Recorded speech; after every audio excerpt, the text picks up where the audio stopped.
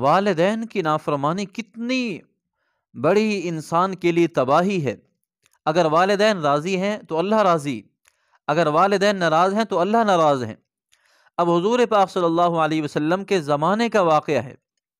اب حضرت عبداللہ بن اوفا رضی اللہ تعالیٰ عنہ فرماتے ہیں کہ ایک شخص حضور پاک صلی اللہ علیہ وسلم کے پاس حاضر ہوا اور آ کر کہا، اللہ کے رسول، فلاں علاقے میں فلاں بستی میں ایک نوجوان نزع کی حالت میں ہے، موت کے آثار ہیں، لیکن لوگ بار بار اس کو کلمہ کی تلقین کرتے ہیں، وہ کلمہ پڑھ نہیں سکتا، آپ چلیں جا کر اس کو کلمہ بتائیں، کلمہ وہ پڑھے گا۔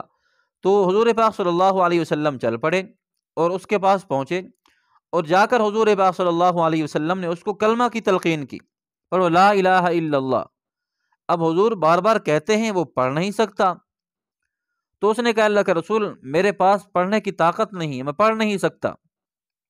تو حضور پاک صلی اللہ علیہ وسلم نے فرمایا، کیا وجہ ہے؟ تو اس نے کہا، یہ نہ پڑھے جانے کی جو وجہ ہے وہ میری ماں ہے۔ تو حضور نے پوچھا کہ اس کی ماں زندہ ہے؟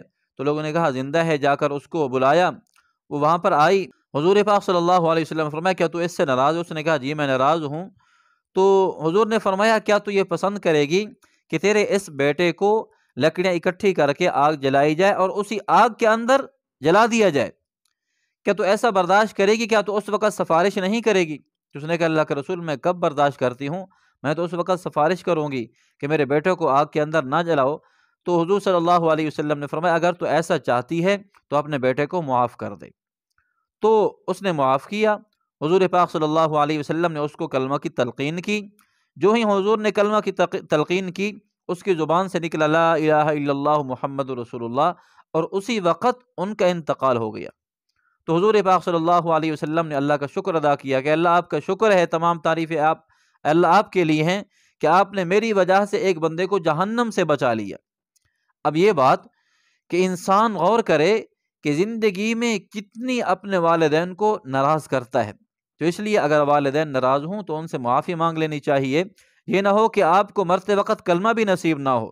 تو اس لیے والدین ناراض ہیں تو کبھی آپ کامیاب نہیں ہو سکتے، یہاں تک کہ موت کے وقت بھی آپ پریشان ہوں گے۔ آخرت کا معاملہ تو الگ ہے، موت کے وقت آپ پریشان ہوں گے، یہاں تک کہ آپ کو کلمہ نصیب نہیں ہوگا اگر والدین آپ کے ناراض ہیں۔